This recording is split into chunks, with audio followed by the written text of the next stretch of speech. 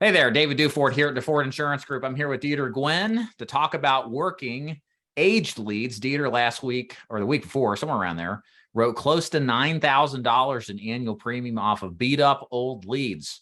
So we're going to have Dieter kind of explain how he was able to do it, what his mindset is in working it, and what tips and strategies you can take from this conversation to do the same with your leads, fresh or aged.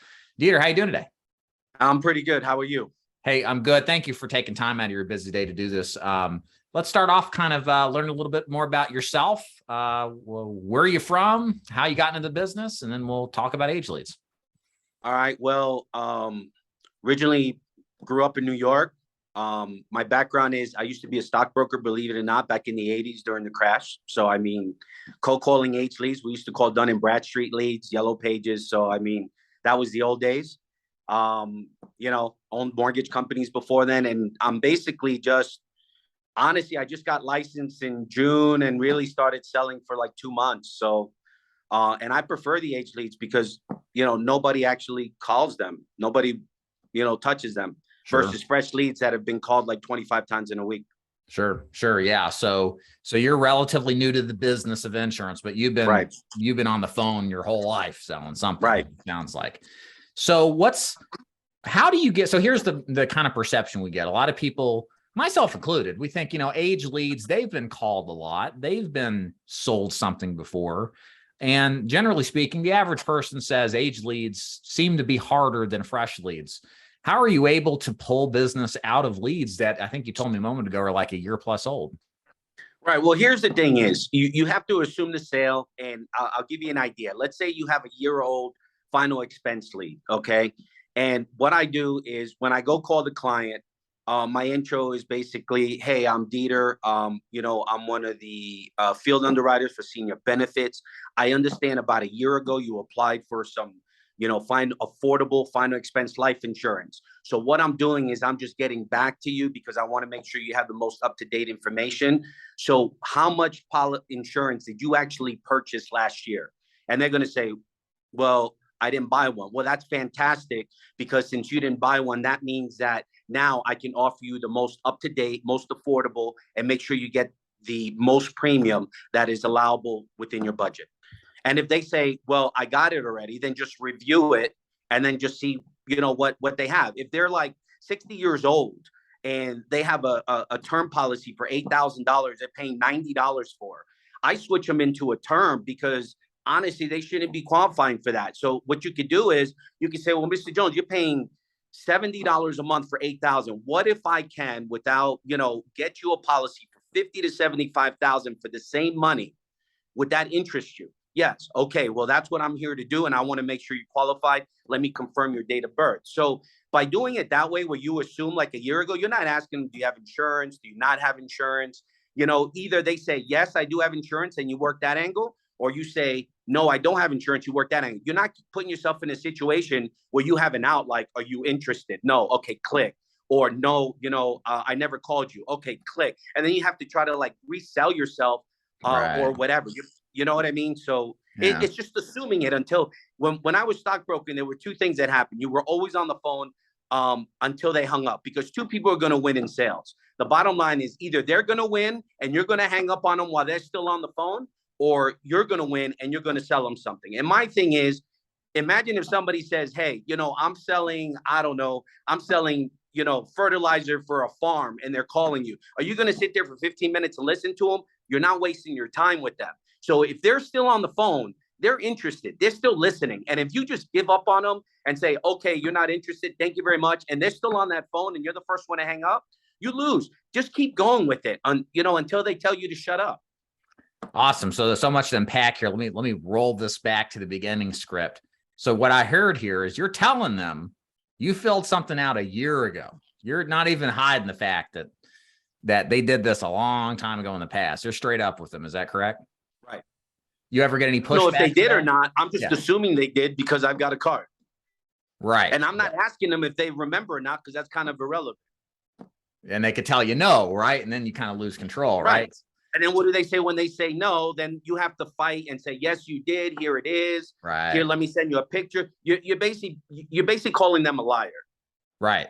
Right. Good point. And that's not a win Excellent. situation. So your question you asked is, for the audience sake, you said, can you read? So you did your intro, and the question you asked is something about, did you purchase life insurance in the last year? Right. So basically I said, I'm getting back to you. And I said, which policy did you purchase right now? And then, so you're asking them what policy. And if they say, well, I never bought any, then that gives you an angle to go ahead and sell them and tell them that's fantastic that you didn't buy any, because now you're qualified for the best plans because they're always changing, the most affordable, and I'm going to give you some options right now. And if they say, yes, I did purchase it, okay, you're not arguing with them. You're saying, well, that's fantastic, but plans change, and let me see what I could do that might work out better for you. So either avenue that you're taking, can you still see me? Oh yeah. Either Definitely. either avenue that you're taking, it's still a win-win. You never want to just set yourself up for a position where, hi, how are you? Good. Oh, I'm selling insurance. Oh, I'm not interested. Click. I mean, you got to assume it. You assume the close, you assume the sale, you assume. So where you're leading, and wherever you lead, you want to lead to one question or an answer that's going to benefit you. And that's the most important thing. And until they hang up the phone, you keep answering the questions. I mean, just stay on the phone. What if they say, I'm not interested, and they're still on the phone? You keep going?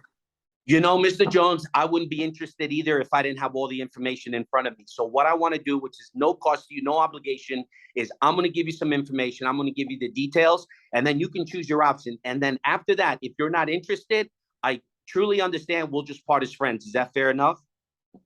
Awesome. Very good. Yeah, that's great. So how are you so confident on the phone? Tell the new agents out there where you get your confidence from. I think that's also a really good point. I can tell right away, boom, you're on the phone, you're crushing it. Tell these new agents out there, like, give them some tips, if you will, to kind of get that kind of confidence that you have on the phone. Well, here's the thing is you get beat up a lot, right? But here's the confidence. Just look at it this way. You make a lot of money in insurance. So let's just say that right now, you did a deal and it's $1,000. And if I put $1,000 in front of you and I say, here's the money, I'm going to advance you $1,000 and I'm going to give you 20 leads to call. But if you don't sell one of those leads, I'm going to take that $1,000 out of your pocket and I'm going to take it back. And if I know that money's right in front of me, I'm going to sell because I don't want to give you that money back. You see what I'm saying? So what am I going to lose? I mean, I have nothing to lose. I'm just going to go in there, the confidence, the voice. And here's the other thing is people buy from you based on your confidence, how you sound. They don't care if they like you. They don't really, they know you don't really care about, their family or their dog or it really doesn't matter. It's almost like going to a doctor. Imagine you went to a doctor and you have heart surgery and he's like, well, I don't really know if I can do it. Your chances are 10%, but let me see. If you want, we'll just go under the operating table, sign this. I'm not going to have confidence in you. You know what I mean? But if you go straight out and say, listen, I'm here to help you. I'm here to guide you, then they're going to probably listen. They're going to like you based on that. They're not going to, and that's the main thing is you have to lead them. People are very undecisive. And if you wait for them to make a decision, you'll never do a sale because you go into a store, and then I'm sure everybody's gone into a store to, and then they leave with a big television they weren't planning on buying because, and sales is not about facts. Okay. That's one thing I learned is we're humans. When you sell something, it's based on emotion. For example, I used to sell cars and then you would have somebody that, would want to buy a car for their daughter. And then they want to buy him a junker car. And I said, Mr. Jones, I have a daughter. But you want to know, I mean, however you spend your money is your problem. But I know that if I had a daughter and I was buying her a car, I wouldn't want to buy her an unreliable used car. And all of a sudden she's on the interstate after getting out of college. She breaks down because it overheats or something. And then she can't reach me. And, I feel like she's in an unsafe situation. I mean, for me, my daughter's I would spend the money to buy a brand new car, knowing it's got a warranty, it's got a guarantee, and it's not going to break down on her. So my suggestion is I've got this product for you, and let me tell you the benefits, why you should buy it. But on the other hand, we also have this one right here. And if you feel more comfortable and that's all you want to spend because, that's all you want to spend on your daughter and you're okay, if she actually breaks down in the middle of the road at night, then I understand. So which option would you like to purchase? So You give them an option. But here's the thing is we work on emotions. So we're an emotional people. So when you're selling insurance, it's not about them insuring themselves. And look, I use the COVID thing a lot. Oh, I don't need it. I'm young. I said, millions of people pass. Who would have thought that COVID would have came around and a 40-year-old person that does triathlons would pass? You never know the situation. But if you had a situation right now where tomorrow you pass, will your wife be in trouble? Can she support herself? No. Okay. So just because you're not forced to get final expense insurance, like you are car insurance, because you can't drive without it, let's just do something right now so at least you can sleep at night. So how much coverage do you think you could afford? 100, 200, 300 a month. Boom. Yes. And then just close it. I mean, yeah, man. You sell on emotion, and don't ask them any questions. You're setting yourself up for failure if you ask questions. You just assume, and then you have to make them think about why I have to get this. The value isn't in the product or the price. Okay. The value is actually in what's the benefit for them. Because here's the thing is, if you sell something cheap, it could be good quality. People are like, why is it so cheap? It's probably bad quality. It's going to break on me. And then if you sell something expensive, a Hermes purse, you can't tell me that it takes $25,000 to make that purse. But you know what? They showed value in the product. Okay, that's why you buy a Lexus is a Toyota made in the same factory. You just changed the brand. Why are you going to pay $100,000 for Lexus? Because it's the product, it's the value you're selling, it's the emotion. How do you feel cruising in a Lexus? You see what I'm saying? It's the same thing with the insurance. So when you're selling, don't sell premiums. You're selling premiums. You're cutting yourself your paycheck. Okay, you need to, and don't worry about, they can't afford it. You don't know how much money they have in the bank. They could have $1 million in retirement, and you're telling them, I have a $60 plan. Why don't you sell them the most thing? Mr. Jones, what's more important for you? $500 a month, $400 a month, $300 a month. What could you afford? Just like when you sell a car, they price you out at a $700, $800 payment. I mean, there's people out there driving $800 a month cars that make $50,000 a year. You think they ask how much money they have in the bank or if they could afford it? They're paying $800 because they want to drive that new car. They want everybody to see them in that car, and they will work 2 jobs to make the payments on the car. That's it. Sell emotion. Don't sell product. Don't sell price. Sell emotion. And then just keep closing until they hang up or tell you no. So recap. Doesn't matter the lead. You call to assume. You sell them on emotion. You ask them questions. You're assuming the close. You don't hang up on them ever.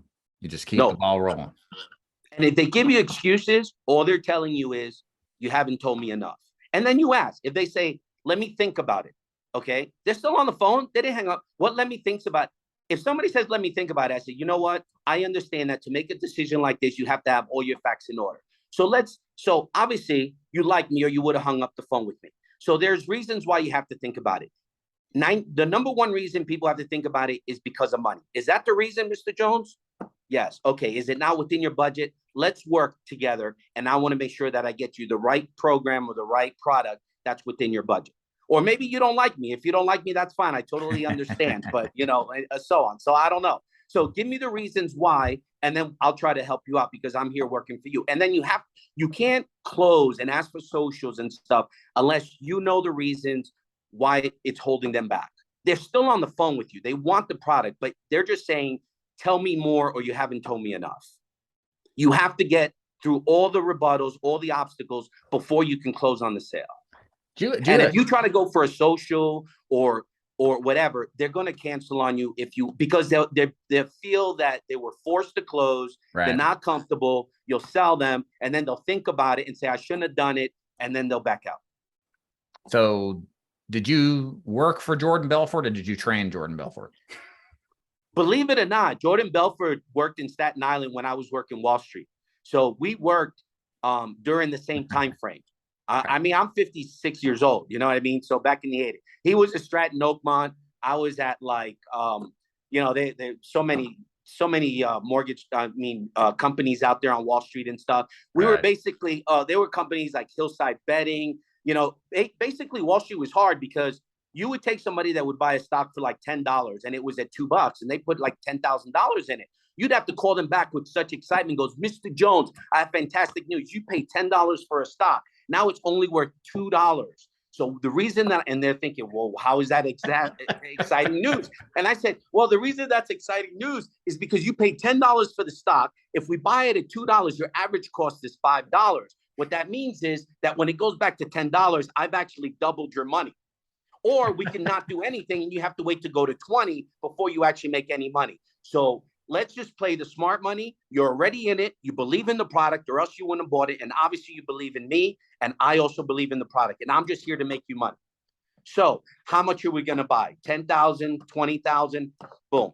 Okay. So it's common. If you go, if it's basically your voice, your confidence, because they trust you. Okay. Trust is the number one thing to selling. And don't lie, because they'll know you're lying. So, if you don't know something, it's better you tell them, say, listen, I don't want to give you the wrong answer. I don't know the answer to that question. They will trust you more than you trying to make something up. Right. Well, Dieter, awesome, man. This has been great. I really appreciate you taking time to do this video. Thank you. Keep working those leads. I know you will. And I hope you guys man, don't give up. post. I got to work fresher leads, because like I said, I don't want to cold call like 8 hours a day. I'd rather have fresh leads. But here's the thing is, when you're first starting out, you got to call something.